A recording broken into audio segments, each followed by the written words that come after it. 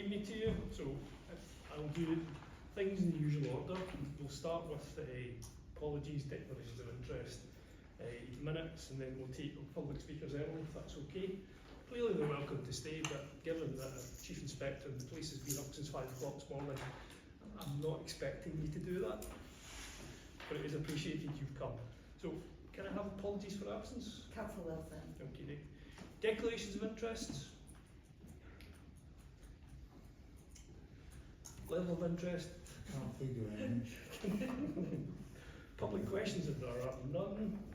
I'm aware of minutes of the last full council meeting. Are we content with the minutes? Somebody like to? Happy to propose. Would you like to second? Councillor Hutchinson, fastest to the draw. Would you like to vote on that, please? Right. All in favour? Any abstentions? 2 abstentions. Thank you very much. Any matter? Sorry, 3 abstentions. See, I was too fast off the draw. Right. Any matters arising from the last minutes that are on the agenda? Just to take those books you asked in my name. Please. I feel correct. I feel the same with Councillor Berwick. If anybody misses E off the back of my head, it's not a good thing. It's very important and very precious to me. So, moving to the public speakers, and the first public speaker is Chief Inspector. And if I get it wrong, you can. I was in Liverpool at 7 o'clock, 8 o'clock this morning. Chief Inspector Bowden, who's just joined us, the Macclesfield Police Unit. Do you want to stand? You want to give us your update, please? Yeah. So forgive me, I wasn't sure what you would like me to bring to this forum, being relatively new. So I thought I'd bring along, following the back of our successful HMIC inspection, a little bit of statistical information, then a little bit of information about what's starting to come since I've joined Macclesfield at the start of the year. So I've taken over from previous Chief Inspector Sarah O'Driscoll, cover the whole of Macclesfield. I have a background across the whole footprint of Cheshire, so I don't know Macclesfield, so I'm having to learn a lot at the minute about your area and your communities. So I've worked in Runcorn in Warrington, I've worked on sexual offences, missing from homes, exploited children. I've worked for the command team within the constabulary, so I understand their strategic directive. I've worked in the scaling, so I know the resources that we have available to us, and I headed up forensics for the last 12 months before coming over to head up Macclesfield, which is an amazing honour and such a lovely town. So from a statistics point of view, just to give you a little bit of an overview of how well Cheshire are doing at the minute, and I'll go into Macclesfield as well so you can compare it to the whole of the force. So on average we answer a non-emergency call now within 4 minutes 14 seconds, which is an increase. It used to be 5 minutes 30 seconds. So that's your non-emergencies, that's your 101s. On 999s now we answer 93% of our 999 calls within 10 seconds. And 4 of those seconds will probably be your BT operator finding out which service you want. So we're getting those responses really quickly. We attend 93% of our grade 1 incidents. So a grade 1 incident is we need to get there within 15 minutes. It's serious nature. We attend 93% of those within the 15 minutes. And you may say, what happens to that other 7%? Cheshire's quite a large area, and with the number of significant road networks we have, we can end up with a significant number of 999 calls coming in one short window, which will be where those delays slightly come from. 90% of our grade 2 incidents, which are our less important, we have to get to within 60 minutes, and we attend 90% of those within 60 minutes. We have the 2nd highest charge rate in the country around sexual offences, the 3rd highest charge rate around other sexual offences. We have a position 11th in the country, so there's 47 forces, when it comes to our robberies. We are positioned 9 when it comes to racial crimes, and we are inside the top 5 forces for all of our offences brought to justice. So we're doing really well within Cheshire itself.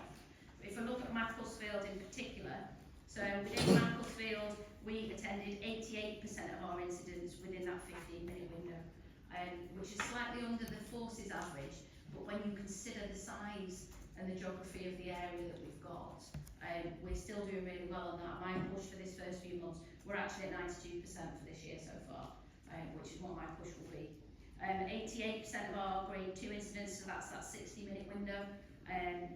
We've had 6,122 crimes reported between October and December, and of those crimes we brought 20% of those offenders to justice. So when you consider we're sat in the top 5 of the country, 20% doesn't sound like a big figure, but it actually is. We had 1,536 arrests between October and December, and that was up 4% on the previous quarter. So we are arresting more. And we had 967 stop searches, which was up 15% on the last quarter. In total, we had over 18,000 incidents reported to us for Macclesfield between October and December. So you can see that volume of work that's coming through to us in Macclesfield. This one. And when we talk about the volumes, I think it's interesting to know, on average we receive 441 grade 1 calls a month. So we have to get to that within 15 minutes, and for Macclesfield alone, that's 441. 437 grade 2s within the month, and then when we compare ourselves to Congleton and Crewe, they take on average between 8 and 9 minutes to get to their grade 1s. We're taking 8 minutes. So actually, when you consider our geography, we're still doing it in the same time as our smaller, more compact equivalent areas. And that's the same with the grade 2s. So that's that 60 minutes. Congleton take around 33 minutes for a grade 2, Crewe around 44, and we're doing it in around 37 in Macclesfield. So we're doing really well considering the size of our area. To break the crimes down even further within the reports that we get, so Macclesfield holds 33% of our reports, so Macclesfield Central. Knutsford holds 24% of the reports, Wilmslow 22%, and Macclesfield North and Poynton 19%. So you can see where our crimes are split across the areas. Any questions about those before I go on to anything else? Gwen? Just a question on the charges for sexual offences. Yeah. Do you know how many of them were in Macclesfield, and how many sort of perpetrators would that account for? That will be, so that result on the sexual offences was that the force figure, I think it was. I don't know how many were in Macclesfield, but I know we still sit at the same percentage of around 20%. Can find out if you want to know the demographic, but no, I don't have that information to hand. But I can find out. Thank you. And the arrests in Macclesfield are mainly for what?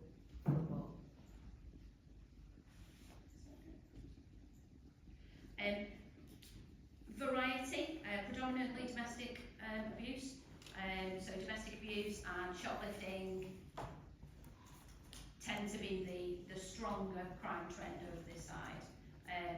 Sadly, and I'm sure you've all seen it, burglaries. We have a lot of travelling criminality, I suppose is the easiest way of putting it in Macclesfield. We border 3 other force areas, and we have a lot of affluent areas. So our burglary success rate at the minute isn't as good as I would like it to be, but we are driving that and pushing that. We've got a lot of overt, so visible yellow jackets, and a lot of covert, so people sneaking around, finding people over in those areas that get targeted for those high value burglaries.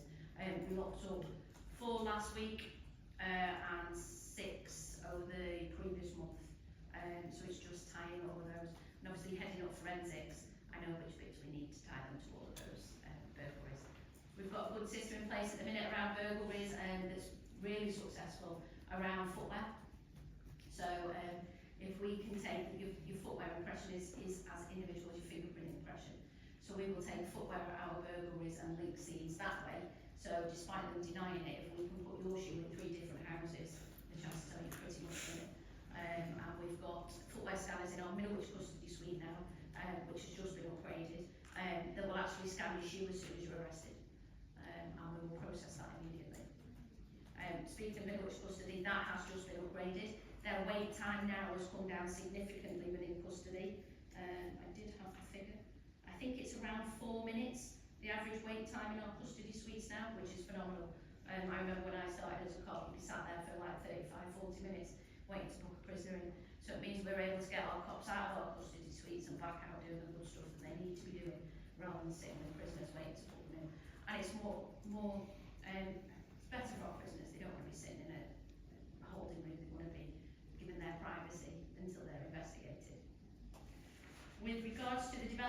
Macclesfield over the next couple of months. I am still learning the community and I am still speaking to lots of people. But going forward, some of the things that we're looking for over in the Macclesfield area, I'm hoping you will have seen. We've got a lot of our roads crime unit defaulting more over to this area. So you'll see a lot more of the bigger vehicles that can do a lot more of the tactics when it comes to our vehicle crime and travelling criminality. We are pushing operations around Operation Face, which is our response to the high value burglaries. We're encouraging the increased use of facial recognition. So we introduced facial recognition last year. Cheshire have the best use of facial recognition across the country. I'm not a reverend, but I'm just doing it in forensics. So we're using that now, and we may read in the press a couple of weeks ago about dog food theft. May sound quite menial, but actually that's somebody taking something that belongs to somebody else. And that was Ring doorbell footage.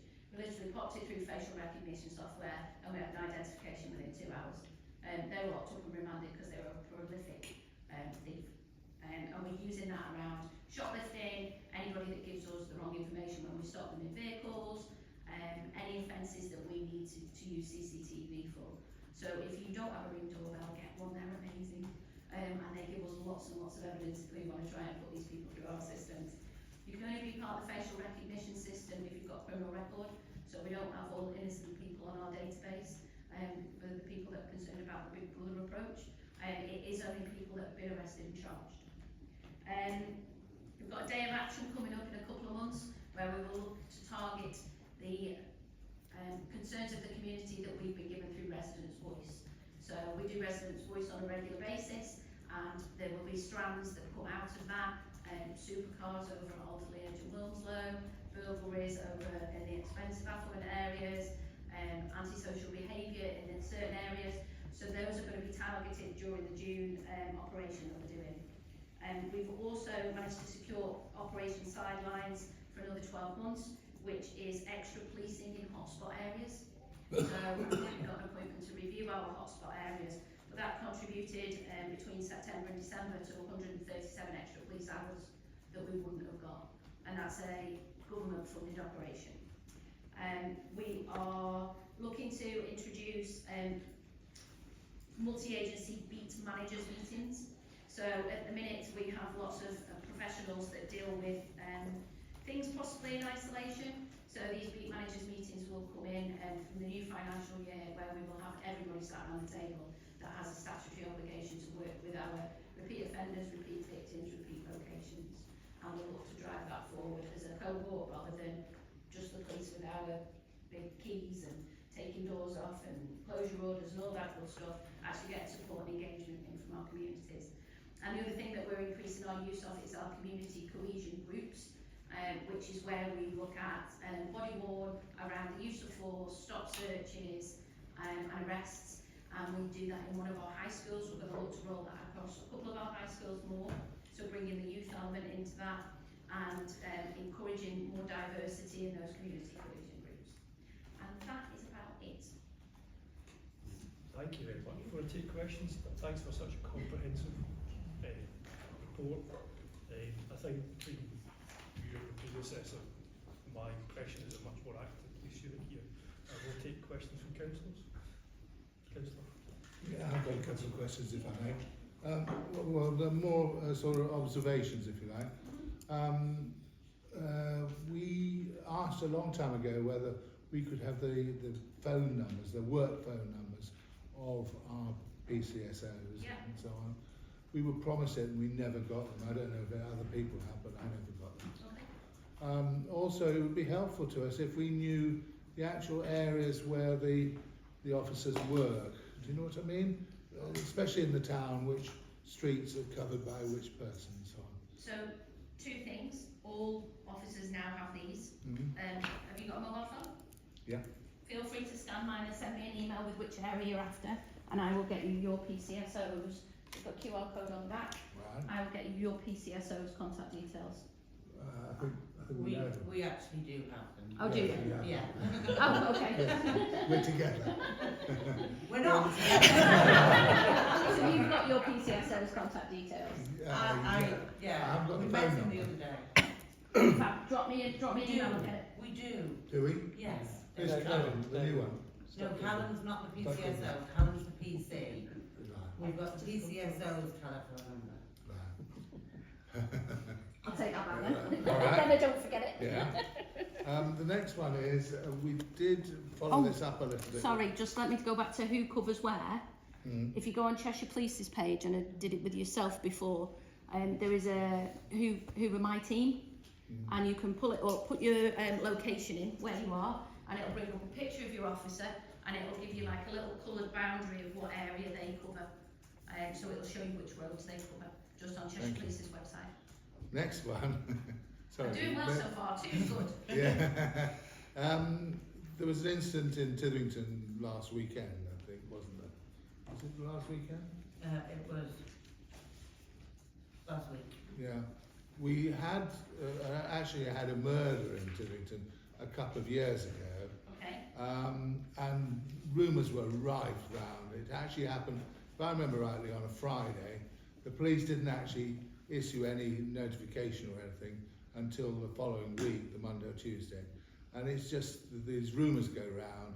We did ask if the our PC or perhaps yourself could give us just a one-liner about this thing, because we heard stories about there being knives in Titherington School and lots of horrible things going on. We're not asking for a full sort of breakdown of what actually happened. When did it happen? I'm really sorry to contradict you for the second time on the balance statement, but I did email our PC. Yes, you did. And he did reply. Yes. He and didn't agreed really to give it. us any information. He said that due to operational something Yeah. or another's. I'm really looking for the future. Okay. I'm sure if we ask him again, he will tell us. Yeah. Yeah. But We've it got- would help us. We've got a lot better with regards to communication on what we put out and when we put it out. Certain incidents will have a sensitive nature, so we won't put lots of details out, or we won't put it out in the public domain if it's going to cause unnecessary concern, if that makes sense. I would suggest you go through PCSO and they will share with you the information unless we put a full press release out. Next one. When you send us a sheet, I think I saw that blue one that you had there. It's very difficult for us to put that onto our Facebook pages, and we all use Facebook pages to communicate with our residents. And I have asked before, and they seem to have dried up since Mama Driscoll left. What sheet? It's sort of crime figures and so on. What's it called? Is it the newsletter? Newsletter, yeah. And they were done in the last week or so. Have you not had them recently? No, have you had any newsletters? No. Okay. But as I say, we need it in a form that we can put it onto our Facebook pages. They should come in PDFs, which should mean that you can just drop them as a picture. They should come as PDF, which you should just be able to crop. I can sort that for you, David. We can show you. Yeah. Oh, thank you very much. And lastly, we had a meeting with the Police and Crime Commissioner the other day. Mr. Price. Yeah, Mr. Price. And we did mention our dissatisfaction about the Silk Road. We are in line eventually with a noise camera to be put there. It was very bad with the motorcyclists the other day, Right. when with the warmer weather. And we also are very dissatisfied with the stretch from McDonald's down to you're on this one, aren't you? You feel the same as I do about this. It's McDonald's to Barracks Mill. Yes. Well, all the way to Tesco, Tesco. it should be 30. Yeah. Is that the speed on that one? Yeah, Yeah. yeah, I think I've seen something on that, and they picked it up, haven't they, with the local authority yeah. and highways. So I mentioned before, we have a gentleman that takes all of our statistics to those sorts of meetings. So where are our crash hotspots? Where are our speeding hotspots? Where do we get antisocial vehicles? Those sorts of things. So we support it from that point of view. We can't change it without the highways, obviously, but we do go with all the statistical information that supports that. Yeah, the two parties seem to blame each other. You know what I mean? Yeah. And also, somebody said to us the other day, You won't get anything done until somebody's killed in a bad accident, let's say. One of the problems with Barracks Mill, I don't know if you agree with me, is they come out of Barracks Mill, want to turn right and go up towards the town, and the cars bump each other trying to get into the right lane and so on. Yeah. So nobody's actually physically hurt, but it's just a nuisance, you know. Yeah, no, I appreciate that, and I know we do take all of that information with us. The little bumps, the big bumps, all the other stuff that comes through us. So we have to record everything, no matter what we go to. I suppose the issue comes when we're not told. You know, if people just have a little nudge and then exchange details, then we're not aware of it. It won't sit on our record. But we definitely have somebody sat on that collates all of that information. Good. Thank you very much. Very welcome. Councillor Hutchinson. Yeah, one thing I was a little bit alarmed about was theft from local shops. You did mention shoplifting a couple of times. Could you just clarify the policy on even first-time offenders going in and just taking things from the shops, and what advice the people who work in the shop are being given about the situation? I think I heard recently it's changed, so there's going to be more prosecutions. But just the thought of, especially our local independent businesses, you know, working hard just to get a living, and people walking in and just taking stuff out. So policing is never black and white. We work in lots of shades of grey. So first time offender, no other criminal convictions, walks in and steals a sandwich for whatever reason. We start at what we would deem a community resolution. So if it was a young man that was hungry, or it was his first offence, or just having a bad day, or all those other things. So we would look at a thing called a community resolution, which would be they would be in consultation with the owner. Would you accept a community resolution? That would be for the person to apologise and pay back. We don't want to criminalise young people straight off the bat if it's a minor offence. So we would look at that, whether it be a reimbursement, apologise, give the money back, don't do anything again. As soon as you've had that, that then stops. It then becomes, as I refer to it, catch and convict. So it becomes, we will arrest, we will prosecute. One thing I would sort of encourage is that CCTV. The biggest issue we have, not necessarily with your little stores, but with your bigger stores, is the CCTV quality isn't good. It doesn't capture the offence. They can't download the CCTV, so they can't use it. And we need that irrebuttable evidence, if you like, because a lot of the time shopkeeper won't see it. It will be when they've gone out of the door that they've realised, so that we can then put that through. One, through facial recognition to find out who it is, if it's a repeat offender, and two, so we've got that evidential direction to go straight down. So if anything for me, CCTV, the best camera being on the front door, because that's where you're going to see the face when they're coming out. But there is no limit on shoplifting. We don't go, oh, it's only this, we're not coming. We deal with them all. Yeah, I think our CCTV is good enough we cover the whole town, don't we? More or less, all the shops. CCTV for Cheshire East. Yeah. The cameras are all planted on a map, but I think you would expect shops to have their own CCTV, that they'd be invested in it. Yeah. That way, because ours would cover sort of the roads and maybe the approach to shops. Yeah. We wouldn't cover the shops. The store necessarily. itself. A lot of things we find is the likes of the co-ops, and I'm not saying the ones around here because I haven't been to all of them, but it has to go to head office, and then we're 7, 8, 9 days behind the curve of being able to identify who did it and stop them doing it again. We've just remanded a shoplifter this evening that's a prolific shoplifter. We went and woke them up early doors, locked them up. They've had, I think, 7 charges because we put every job that we knew, and they'll be staying in until we go in front of the courts tomorrow. Okay, thank you. Councillor Gilman, then Councillor Thank you. I just wanted to go back Councillor Gilman first. When you go. to what you were saying to David. I've just got on the Cheshire Police website, Yeah. where you said if you put your area in, Yeah. it will show a photograph and say who your police people are. Yes. Well, it says my PC is somebody that isn't my PC, and I don't have a Who's it giving your PCS? Ryan Smith, who was our PC, but he's not anymore. There's no photograph and there's nobody else. So it's not What's your area, sorry? Titherington. To be fair, they're going to just change. No, I know. Yeah. But I know if I we go have and some say to changes. people, Yeah. one of our biggest problems in Tudorrington is a perceived lack of police presence, although there was loads last week. So if people say, who's our police, our constable, or who's our PCSO, and I say, oh, brilliant, I saw this lady go on this website, and they'll be like, well, And there has been some shifts in the beat teams because we'll be aligning a few of them, and that could be a lag. If you were to email him or ring him, it would get to the right place. yeah, and Like I've had if an it was email off from the duty. right person, Yeah. and I know Ryan, but what I'm saying is, it's not Yeah. actually accurate information. No, I and know. I'll get that checked because it should be, and it Yeah. will just be a lag because I know I was saying before we've just recruited into a couple of beat roles, so we've had a bit of a Shift around. Yes. Yeah, okay, thank you. But I will take that back and get that updated. Alright, thank you. That's appreciated. Councillor Harewood? Thanks. I was going to follow that up. Have you got a current card for the PCSO on the Western, please? I don't, but if I can give you mine, and if you drop me an email, I can find Yeah. out who it is for Thank you. for that. So have you got a phone that you can just scan my contact details?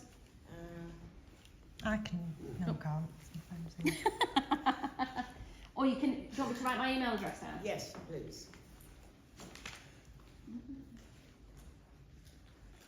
And I can get them to you, Thank you very much. because I don't know who they are off the top of my head, do you? Have you got a piece of paper, do you want me to write it on?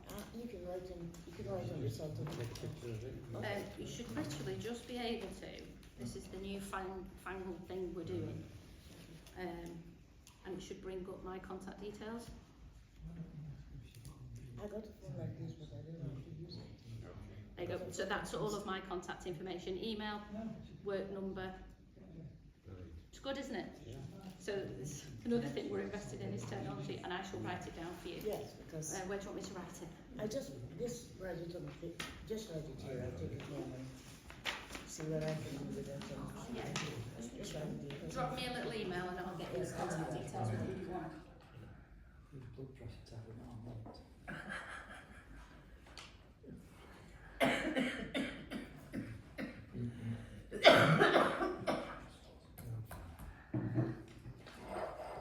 Thank you. Any other questions, councillors? Okay. Really appreciate you coming. Very comprehensive. Welcome to Macclesfield. One of the requests from the councillors is that if there are things in your neighbourhood, is to make sure you're contacting your local police and that we support them as much as clearly they wish to engage with us. I've got Zoe's contact details as well, so if you forget them and you can't find them, just ask me and I'll pass it on to Zoe. I might not know the answer, but I know we will. I suppose it's the message from myself. Yeah, so I do appreciate you doing this, so thank you very much, and I think finally you get to go home and have a rest. So that sort of information is the sort of information that you would like me to bring, you know, what our crimes are, what our calls are, those sorts of things. Yes. Yeah, because I don't want to stand there boring you with numbers and you're sitting there going, I'm not No, interested. I think personally speaking, I think I found that really helpful. Okay, fabulous, thank you very much, thank you for inviting me. If Antique, well, Citizens Vice Bureau.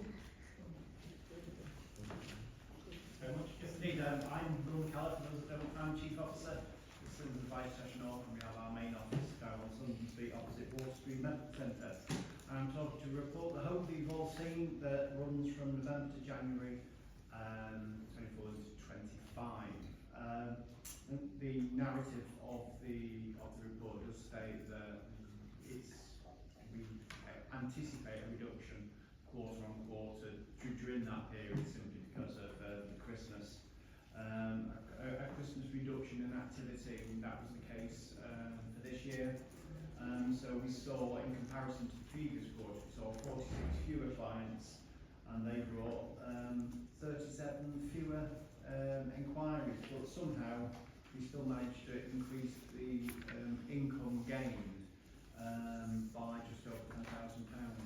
Sometimes there's no rhyme or reason to the way these things work. One thing that I don't think that is in the report, but I did pull out, is that 80% of the contact that we have with clients face to face. This is is something that we've been working on since 2020-2021, when of course all services reduced to remote access. That's considerably higher than neighbouring civil advice, because we believe that face-to-face is what a great many of the people who are looking to access our service need. I may have said it to the council before, but because I know I've said it many times, there's so much information that we have that's on access to our phones. Many people can access information by the phone's computer and self-help. So we see a lot of clients who, for one reason or another, don't have the personal resources or don't have the personal capabilities to be able to self-help in that way. And that's one of the services that we look to offer. We don't do as much open door drop-in as we used to do. We've reallocated resources so that we can train more volunteers, so that we can make the services more available, and that's something that's going to be ongoing throughout the year. The breakdown of the kind of areas of inquiry, our main areas of inquiry are all in welfare benefits, debt, employment, housing, relationship. And over the last 18 months, 2 years, housing has become the third highest. Some of that's disrepair, a lot of it is access to affordable housing, which of course, as Steve Tremander mentioned in this previous meeting, there's not a lot that can be done local, because it's a national problem that there just isn't sufficient affordable housing. But again, looking at comparison of the activity, we saw fewer welfare benefit inquiries for the period that we're talking about, but we did see an increase in debt, housing and relationship breakdown. So even though we've seen fewer clients, we've seen more of those kind of issues, which is kind of reflective of the trends that are certainly that we see locally, but maybe more specifically that are happening nationally. The recent kind of service developments, I mentioned in a previous report that we were increasing our capacity to support families. So we got some additional funding to enable us to work in part with local authority and how the children's hubs, but not exclusively. And so that's come on stream now. So that's going to enable us to be able to be more proactive and enable the people, certainly young families, to be able to access the service.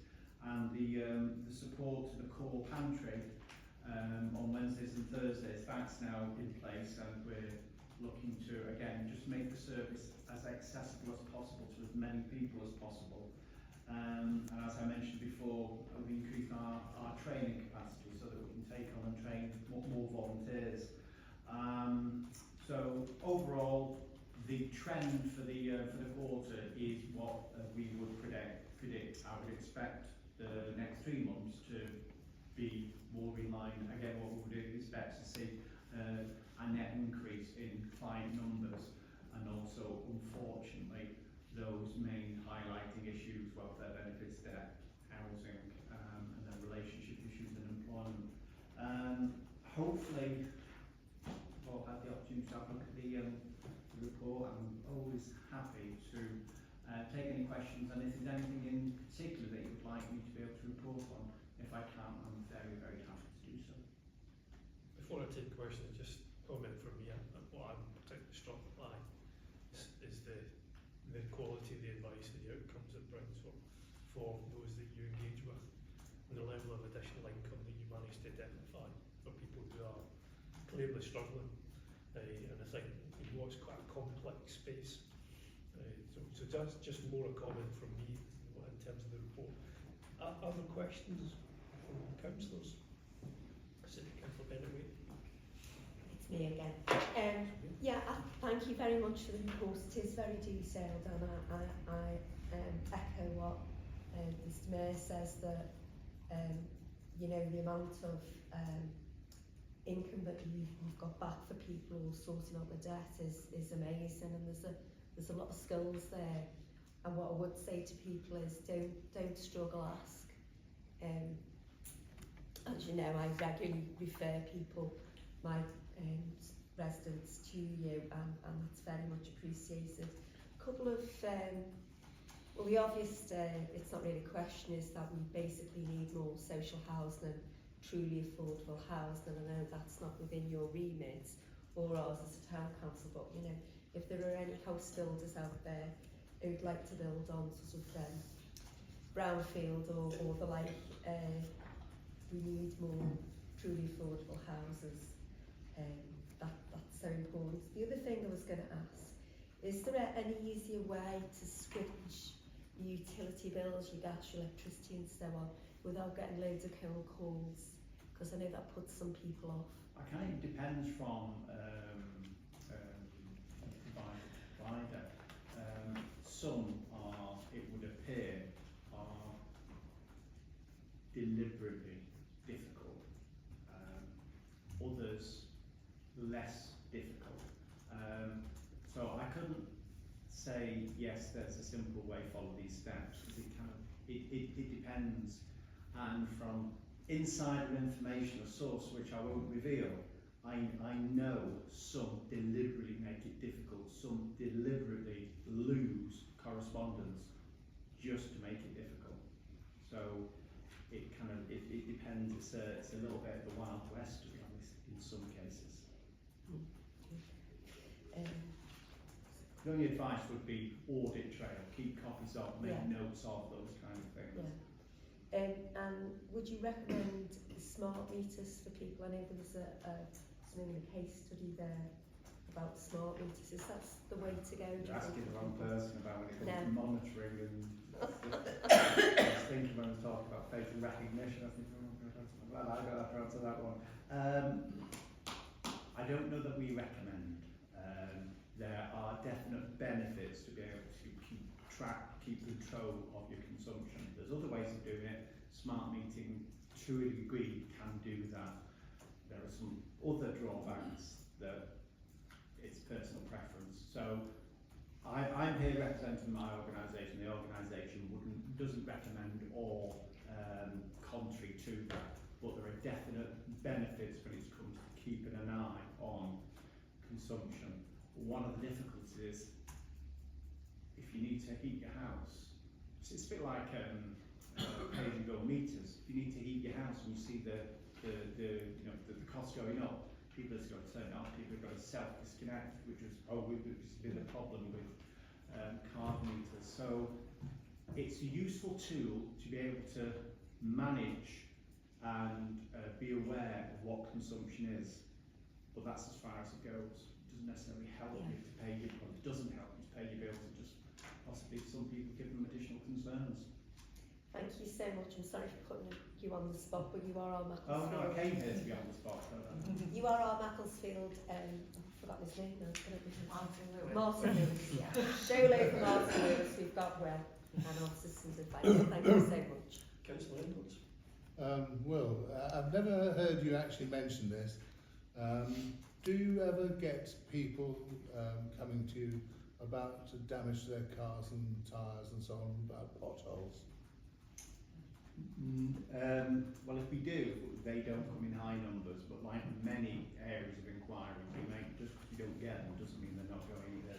What our numbers are reflective of what's coming through the door. I'm sure there are plenty of people, for example, that have challenges when it comes to self-assessment. We don't get many people coming for self-assessment, regarding their tax. But I've no doubt it goes on that people have real challenges with it, and similar people having to deal with the consequences of potholes. We don't get sufficient of them for them to register statistically, but anecdotally, I've no doubt that's happening. So if you're looking for numbers to be able to put against that, I'm afraid we don't have that at all. That isn't the kind of things that in significant numbers that we're getting inquiries about. Thank you. Questions, councillors? In which case, thank you for your report, comprehensive as ever. I don't believe from feedback from the council is anything you're not covering. Okay, thank you very much. Moving along to the CCTV, did promise they were coming. Yes. But I shall take it up with the Chief Executive. Okay. Right. well, I Do you believe that there's a CCTV consultation going to happen. Is that still correct? Cheshire East Council's in the new financial year. CCTV consultation. No, Oh, okay. no, they were going to have a consultation around changes to the service, but at the Environment Communities meeting, it was thrown out, and the changes that were passed were operational rather than service led. So you only have a consultation when the actual service level changes. Okay. Thank you. And thank you for that confirmation. Emma, Sylvie? Yes, thank you. Hello. So I'm again building on the report that has been circulated, and I just wanted to underline some things. It's I don't know. We have a positive situation, but I think there are clouds, as in many cultural organisations and charities and so forth. We were really pleased with the fact that we've continued to be able to raise funds, and particularly pleased that we can now invest in what I described in our funding application as a rather desultory cafe to make it into a community hub. So a lot of work to do there, but now at least we have some resource to support that, and we will need to consult with existing users, existing groups. But as I think I mentioned last time, we really want to expand the numbers of groups who might want to use that space and other spaces in the museum. So that was, I think in the funding climate, I was particularly pleased that we got funding from the Foyle Foundation. A number of charitable trusts are closing their funds, so this was like the portal was closing and we got in just in time.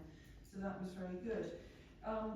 We have some resource, not a huge amount, towards the Tunnicliffe Garden that we hope will help us in the future play an active role in Britain in Bloom and involving local people in thinking about the environment.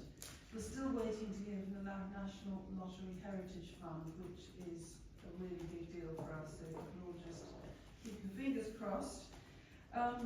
We are approaching the completion of some of the capital works that we've been doing, and I'm really keen to invite you down as soon as I possibly can, and when it's no longer a hard hat site. But two really squash damp rooms have become really big. So it's quite exciting because it will be a new resource for the town and for residents. So that's been very good. Our exhibitions programme continues to be very successful, and it helps us to connect with local artists, local communities, and with young creatives at the college, at Pink College, all sorts of places. So the three specific strands that we can support, and I think from the feedback we're getting is that we're filling a gap that people haven't got anywhere else to show, so I'm really pleased about that. I'm also very grateful to the Mayor and other councillors who've supported events that have really kind of made our participants feel very valued and celebrated, so thank you very much for that. We recently got sponsorship from an American company. This is sort of rather, I won't bore you with the story, but they are very interested in helping us to continue restoring some of our looms in Paradise Mill. So that was a bit out of nowhere, but it's an exciting opportunity for us to look at pursuing turning Paradise Mill into a working environment. Still a long way to go, but that was a really welcome gift from them. In terms of the financial challenges to the Trust, I wanted to share with you the impact of the sort of broader climate on what's happening within the Trust, that some of our partner organisations have felt the pressure of the reduced grant climate for them. And we're really sad, but could do nothing about the fact that Speaking Up and Speaking Out, SUSO, have ended their work with vulnerable adults, and I think it was incredibly valuable work, and I'm very sorry to see that they've had to stop. Also, an organisation called IDST, who in the past has been involved in, I think, Barnaby and providing digital creative activities for all sorts of people in the town, they're also stopping. So that's that's just, I mean, it's not just a shame, that is a real shame. It's a diminishment of opportunity for people in the town. We're hopefully balancing that with being able to provide more space for Pink College, and they are providing really significant opportunities for neurodiverse young people from across Cheshire East. But that means that's one segment as opposed to three segments, as it were, that we were able to work with in the past. So it's challenging. We are really looking to extend, I just want to keep saying this, the availability of spaces, particularly in the museum, for community hire and community use, and possibly also the Heritage Centre. So we're, as a lot of you must feel, you're sort of dodging bullets this way and that, you think you're going that way, and then suddenly something comes out of nowhere.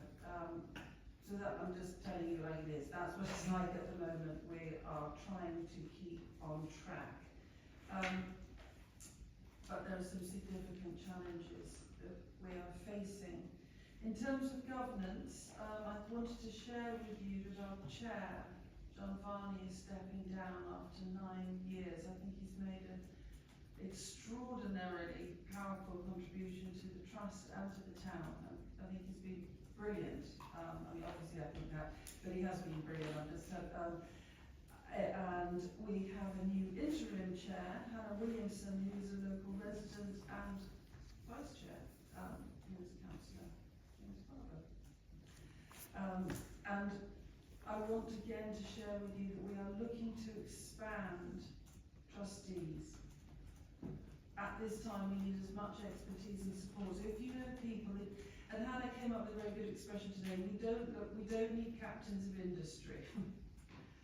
We don't have to get the highest people in the land. We need people who can roll up their sleeves and get stuck in and bring the real expertise and knowledge of what local people need. So if you know anybody, ask them not to be backward about coming forwards and to talk to, in the first instance, me, and then we will pass them on to James and Hannah to have a conversation. So we need lots of support in terms of connections with learning, marketing, everything you can think of. But the trust and the board have been very strong to date, and we need to continue that. So that is just adding to what I've told you already. Are there other things you wanted to ask me about? Councillor Edwards. Sorry, folks. Thank you, Chair. How do you feel about working together with the Silk Road Foundation, CIC? Do you see any sort of partnership, or the reason I ask is that they've had an event, haven't they? Sorry, I need to cut across you. yeah, yes, there was an event at their office. I think my colleagues went. I was away. Right. So The reason I ask is that there's two groups of Chinese school children coming this year, ostensibly to learn about the Silk Road and about silk and so on. I just wonder how it fits in with the museum. Absolutely. There's anyone interested in what we have to offer, we're extremely keen to engage with, particularly with school children. So absolutely, yes. Thank you. Councillor Bennett. I'm just thinking a bit more broadly here. Well, I suppose not as broadly as China, but thinking about devolution and the wider Cheshire, West, Chester and Warrington area, as well as Cheshire East, as coming together with other museums in the area and looking at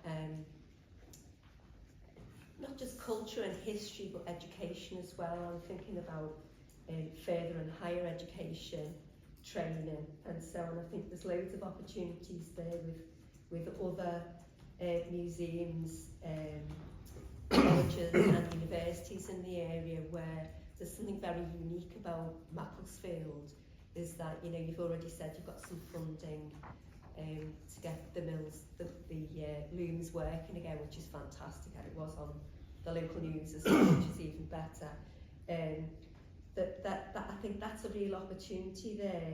You know, even things like, for example, it's VE Day coming up. They must have made parachutes, silk parachutes, and then I've got loads of stories about ladies making underwear and dresses out of them as well. There's so much there that we've got in Macclesfield. It's not just sort of nationally, internationally, but if we think about our devolved region, if you like, is to think about that in the long term, that is something that we can join up with others. I think we're very good at doing that in Macclesfield. I just wondered if you'll be exploring those areas as well in the future. Yes, a couple of weeks ago I attended a consultation event that was specifically focused on bringing together the heritage, the cultural sector across Chester, Warrington, Cheshire, Warrington, Cheshire East, all of that. And it was really interesting.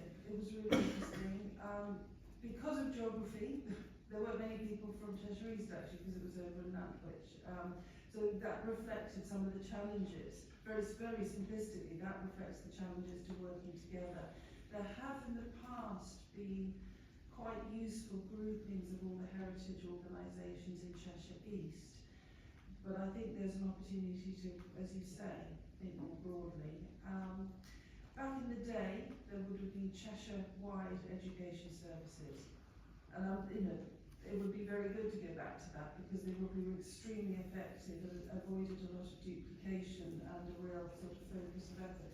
So just because something stopped doesn't mean they should start again, and that's how I felt at that particular meeting. What I think is interesting for all the, particularly the heritage organisations, because we're generally quite small, we generally haven't got Arts Council funding, so we haven't got big players, we've got sort of small and medium players across the area. And working together might, in terms of looking differently at our workforce by providing opportunities for young people and progression routes that go through work placements and apprenticeships and so forth, if that was to be developed really cohesively across the region, I think that would be quite a powerful offer and a shift. Yeah. Because we can't do more, because we haven't got enough to go around at the moment, so it's a question of having greater impact by working differently. Which sounds really facile thing to say, but it's actually true in this. No, not at all. We all need to work differently, more Yeah. efficiently, and we've got more in common and join together and look at those threads throughout the area as well as the rest of the world. Thank you. Any other questions, councillors? If not, I think probably a public thanks to John Barney for his work as the chair, given how far that's gone in the last 9 years. Would be appropriate, I think. And I thank you. I've had the chance to go to 2 exhibitions. And the last one, which is by some of the students at Macclesfield College. Yeah, not often I'm stuck for words, but I think it was that when I saw what they'd done. They've just been inspired by what's in the museum. So I think it is that the thing that my reflection of the museum is bringing town into the museum. So the museum's not distant from the town, which I think if I go back to my childhood it was. A lot of the museums are quite dry and not encouraging. I think the Silk Museum does the opposite. And so thank you for your report. And to Hugo, my cadet, apologies, councillors of that keep me started. But I know you might have to go, so feel free to go when you need to go to the cadets. Yeah. But thank you for coming, Hugo. Apologies for not being able to speak to you. Okay, so that takes us neatly back to the other part of the agenda, to the planning committee. And we're asked to note the minutes, which I think we're probably happy to do. And are there any matters arising? Anything you wish to raise, Councillor Hudson? Nothing. Absolutely super. Services Committee, same thing, we're asked to note. I'm sorry, Sorry? Chair. I didn't hear what you said just now. Matters arising from what? Matters arising from the Planning Committee. I would like to speak on something. Yes? While there are just observations, is it possible that when such strong objections are made in the observations, are we able to receive outcomes of those plannings? Are we in a position to receive what happened when they go to planning? What's So the it's not outcome? gonna- Are we in a position for Our that? objections would go to the Cheshire East. That would be then part of what's reported I know. in the Cheshire East planning. What I'm portal. saying is, this will go to the planning, Yes. will it? Are we in a position to get what happened at the planning? Do we know what the outcomes of these things? So the outcomes will be reported on the Cheshire East planning portal. And so we will know that. So it's known, it's a public record. The Cheshire East will publish planning determinations. Yeah. So we're a consultee, we're not planning authority, you know. So if you wish to find out when Or we we'll go to the rejected, planning court. it will be on the planning Okay. portal. Okay. Okay, thank you. Services Committee. Note the minutes. Happy with that. Any actions arising? Finance Committee. We're actually, in addition to noting the minutes and any actions arising, we're asked to approve the expenditure today. Want to take that? Sorry, just away. Yes, to approve the spend of £723,375 as approved last Monday. So are you happy to approve? Proposing it, yeah. Somebody like to second it? Councillor Gilman, fast to the draw. I'll be happy to vote on that, councillors. Are those in favour? I think that's unanimous. So governance review, there are two policies. I just wanted to check, are we asked to note, review these, or are we asked to To approve? propose, second and Right. approve. So I'll take them and I'll take both of them. Are you happy to take them both together, councillor? Yes. Okay. So is somebody happy to propose the retention schedule and the access policy control documents? Councillor Bennett, wait. Thank you. Yeah, they're well written. It's good to know and keep the documents first, just as long as we are yeah. Okay, any questions been asked? What's an ISP? Access to the policy. ISP, that's Internet Yeah. service provider. Internet service provider. Obviously. Thank you, Melinda. Just to say, the retention schedule before I looked at it was 40 pages long. We decided to list every piece of paper we ever had, and we just condensed it to section. So I'm sure you're keeping leaflets from 10 years ago. So yeah, just a bit more of a common sense approach and in line with what we legally need to keep. Yeah, thank you for that. Much appreciated. Is there a second to the proposal? Councillor Wilcox, are we happy to vote on that, councillors? Are we happy to vote, accept the... Yep, unanimous? Thank you very much. Oh, sorry. Okay, yeah. Thought you'd be unanimous. Calendar of meetings. There's a proposal for the calendar of meetings for next year. Are there any comments from the calendar of meetings?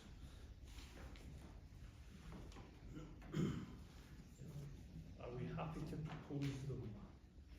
Who would like to? Councillor Gilbert, who would like to second?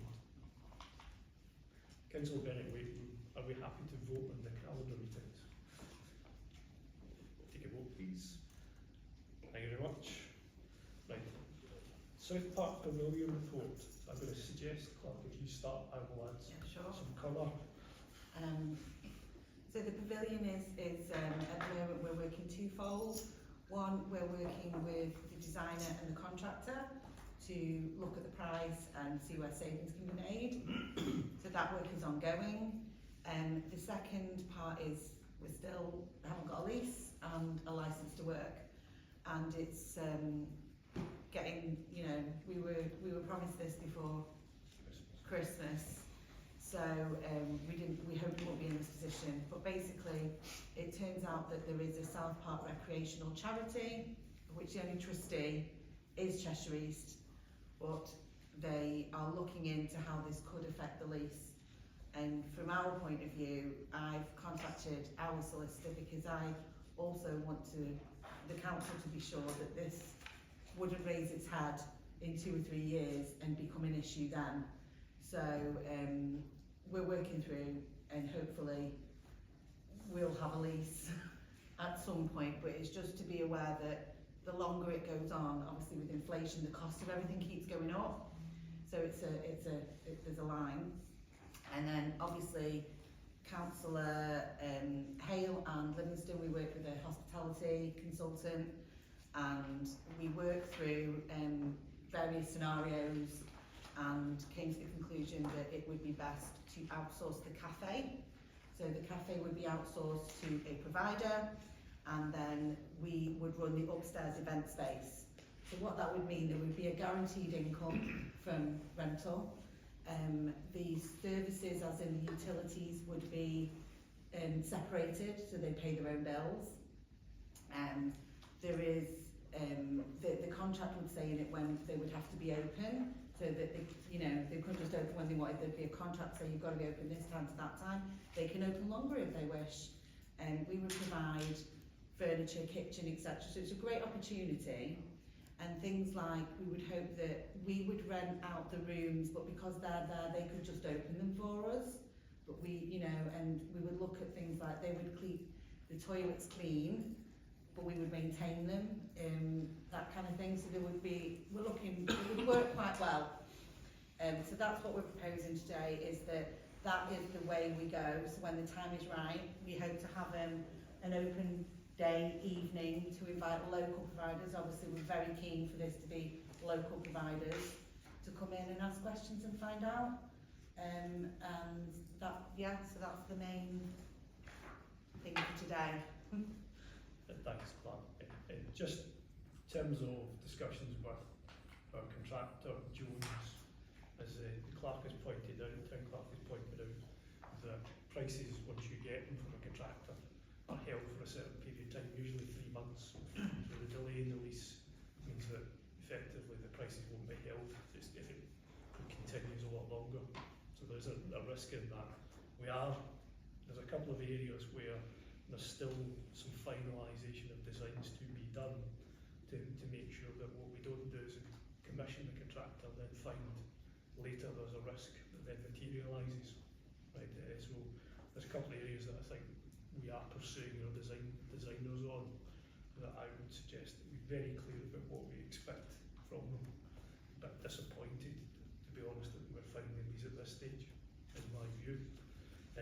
But we have a third meeting with them on Friday, and I'm happy to take it back to council, the report back to councillors.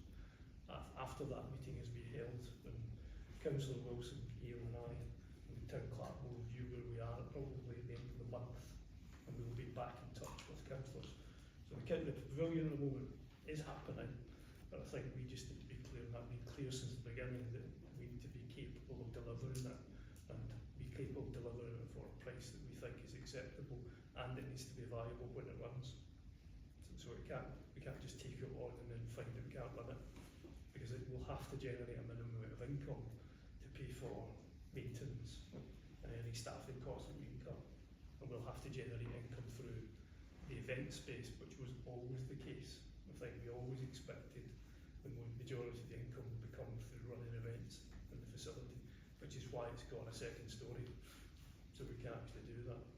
So just I'm going to stop there and see if there's any questions councillors have on this, and then I'll take the proposal. Councillor Bennett-White. I can understand we need to jolly things along with solicitors. It can take a long time, and a little bit like programme brand designs, things always take up to be far more difficult than you imagine. Do we need to vote on the tendering of the suggestion that the cafe needs to be outsourced this evening, or do we need to wait until we've got the lease and hitches ironed out? It's a choice for councillors to make whether they wish to vote when the lease is available. I think it's more the proposition about how we would actually commission a cafe provider. So it's a principle. It's a principle. Thank you. I'm happy to take views from council whether you wish to vote with that tonight or you wish to leave it, defer it. my view is, having talked to the consultant, is that's the best advice. I don't know if you have any comment, Councillor Hale. The only, I thought you did excellent recording everything we talked about. She was wonderful, wasn't she, the consultant? I think the only point I was going to make, and it was the biggest pro, which has been captured, is just how complicated the regulations are of operating a food enterprise. And I think quite quickly we could, if we did attempt to run it as a council, as the public sector running it, we could quite quickly get it wrong. And you can see it's just in the charity, the South Park charity, that's causing us issues. You know, Cheshire East have failed to do charity accounts for that for years. Somebody has updated it. I saw it, but they've had to do the last 3 years worth in one go because they forgot about it. So, you know, it's just one simple thing, which is publishing some charity accounts that gets lost. So actual kind of highly technical regulations that you've got to meet, I just don't like the idea of it being ran by someone who that isn't their kind of day-to-day job. I think the consultant talked through a lot of prior examples of community cafes, different structures, different public profit sharing agreements, and gave us quite a lot of examples where it had worked and where it hadn't worked. But I think we came, you know, I certainly hadn't gone into that meeting thinking that was where we were going to land, but I think the arguments were convincing that, and particularly when we've got such a strong you know, offer food and drink offering in the town, some wonderful independent shops who some are multi-site, you know, it's be a real opportunity to get them involved. So you know, I think the report accurately captures kind of where we landed from a consultant. Thank you for that, Councillor. Sorry, one more fact. I guess it is just a recommendation, is it? So we could, you know, presume that the lease is fine, and then we do go out to tender. We could be in a position where no decent bids would come in. You know, so it's not, presumably we're not asking for like a clear cut. You know, this is exactly what we will do. It is, let's go out to tender. Let's see what, you know, what the response is. So in terms of any other questions, councillors? So I'll be content to propose the cafe is tendered. Councillor Hill, is it seconded? No, okay, second. Councillor Hutchinson, like to take a vote on that, please? Thank you. Right. And we will come back and report to you at the end of the month. We'll tell you exactly where we are. So that's an obligation on Town of Barking. Happy to take that obligation. So Town Centre Regeneration Working Group, it is somebody, Councillor Bennett, who likes developing affordable housing and loves a brownfield site because they're much more fun to develop. Much more fun. Do you want to take that, Councillor? Yeah, sure. So probably Councillor Wilson would normally take this. But we have a Town Centre Regeneration Working Group. It's listed all the different types of people who are in the group. We have reviewed the recovery plan that was there on COVID recovery plan that was sort of implemented 4 years ago, and there's some really positive work come out of that we consulted residents and businesses 4 years ago. A big thing was public toilets. Well, that's been delivered. So when you look at what's been delivered, which Abby is working on, the annual report, it's really positive. So the group decided that they would like to consult residents again. The main point is to change the name from Recovery Working Group to Regeneration Working Group, to consult businesses, residents, and for that to be launched at the 10th birthday party on the 17th of May. That while some people are having festivities, some of us will be in a room talking about the town centre, etc., and what matters to residents around this, which would form again the basis of another action plan. So yeah, it's very positive, and you know, that will be the next steps that we do for that. Thank you. Any questions from the Town Centre, Councillor Hutchinson? Yeah, it seems that this rolls round and round and round, and you know, I've seen lots of recommendations coming off for town centres. Does it really need another consultation of residents. I think they've given their opinions multiple times, and we've taken those into consideration to create an action plan. It just seems as if it's more treading water. I don't know. It seems a bit frustrating to me that is necessary. So the last consultation was 4 or 5 years ago by that group, and it was when COVID was in, so a lot of it was very COVID-y, kind of about keeping people separate, communication about wearing masks, things like that. So it seems prudent to do it again, but also with the view to be able to tell people what has been achieved, because I think the most thing I get asked about as a town clerk is the town centre. And when people actually realise, well, we delivered this, we delivered that, we're doing this, we're doing that, it does, or we can't do this, or that's, not our risk. Like, for instance, councils don't own shops and don't charge the rents, that kind of thing. So I think it's also a case of being able to speak to people who are interested and to understand why maybe things don't happen the way they want as well. And also, some people might have brilliant ideas that, we've not thought of. So I would, well, the group has decided they wanted to, but I will feed that back, Councillor Butcherson. So just before I bring Councillor Ben away in, I think part of it might be useful to feedback is that thing of reminding people that we don't own the shops, that we don't have the planning authority, we're not regeneration sits with Protect Cheshire East. There's a bit of just giving them a bit more information about and the fact that shops are empty because landlords charge rents. If they charge a lower rent, property's devalued. It's generally why it happens. Back to you, Councillor Bennett, wait. I think it is right that we ask the public and stakeholders, local businesses and so on again, because it was during COVID and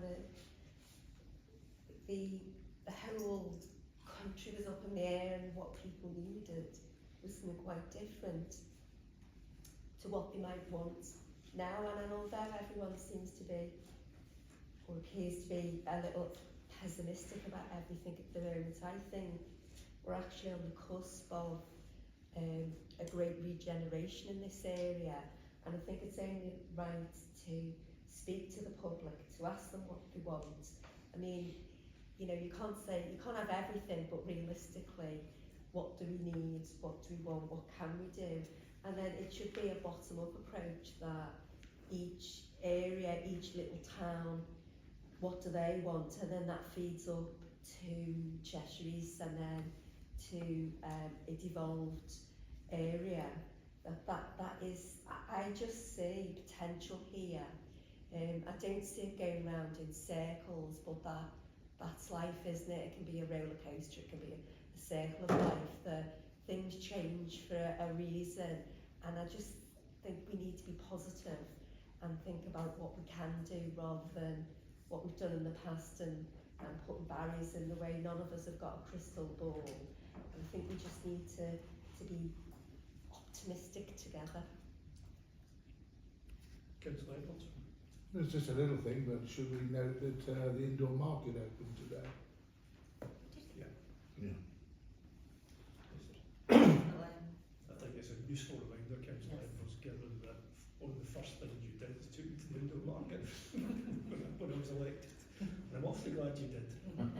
So that is one of the things where that's actually been delivered in terms of the town. I think sometimes it's useful to remind. Councillor Edwards. Probably the chair needs to be here, Fiona, to answer this. But I know there was talk about discussion around a bid, business improvement, and it's not mentioned in this particular report. Can you give a verbal? Sure.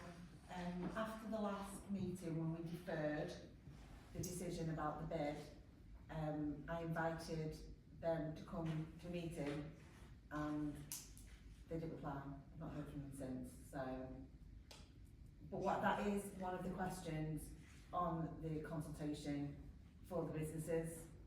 Is it something that they want and they would?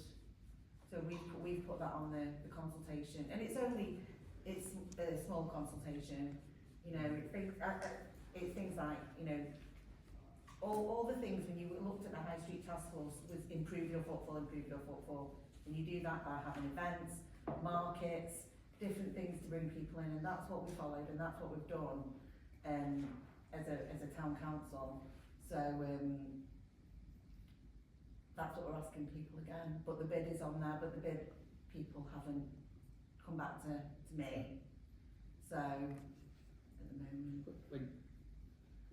When you say the bid people, is that Matt Means business? Or Yes, sorry. The people who put the bid in, I emailed them after, and I think there's been some confusion because I'm hearing that the council said no, and I'm like, no, they deferred it. So I think there's been some confusion around that. So I just emailed them and said, like, you know, should we set up a meeting in the new year? And I haven't heard from them.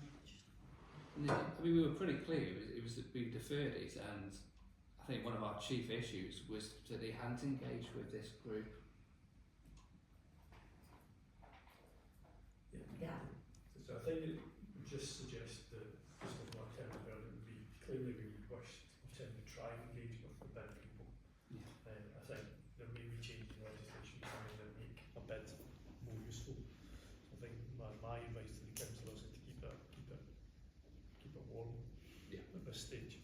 I think from what we're hearing from councillors is just as part of the consultation, a reminder of what's actually been done in terms of the town centre, the events, the indoor market, toilets, some of a bit of guidance to our residents in terms of what we can do, what we can't do, what's without with our remit. And I do believe there's some rumbling starting to appear about releasing some car park sites by Cheshire East to allow residential development of the town centre, which will support, which is part of the policy of the town council about encouraging residential use in the town centre. It's something that will be supported. So I think there is some traction.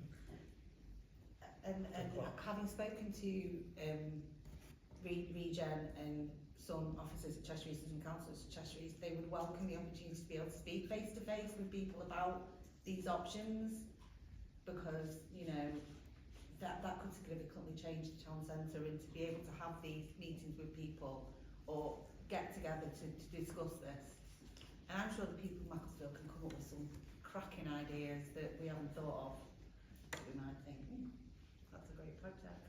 Yeah, as long as it's not a cable car at the station. The vernacular. Not sure that was a good one. Right. Any other questions or thoughts on the town centre regeneration, councillors? Councillor Hutchinson? Yeah, I like the idea of putting forward all the things that we've done already. That kind of makes me feel a little bit better about the process, because otherwise you're getting people suggesting the same old, and coming up with things that we've already got on the table. So if we can, instead of starting from that base level, if we can start it from these are all things that we've got, then obviously that's going to be a bit more fruitful than wading through things that we've seen 100 times. Thank you, Councillor Hutchinson. Just from my professional experience, a lot of regeneration in town centres is likely to be residentially led, unlike the past where it was retail led. Unlikely that it will happen that way these days. But one of the things that we do, go back to the things that we do have, is we do have a lot of independent shops here. We are fortunate in that. So just a comment rather than anything else, if we're happy to move on to right, so parks and play areas, have you taken any report time clerk? It's a very brief update, just with the updates for Tippington Parks, and there was a showstopper at West Park that Councillor Gilman Doesn't think he stopped anything.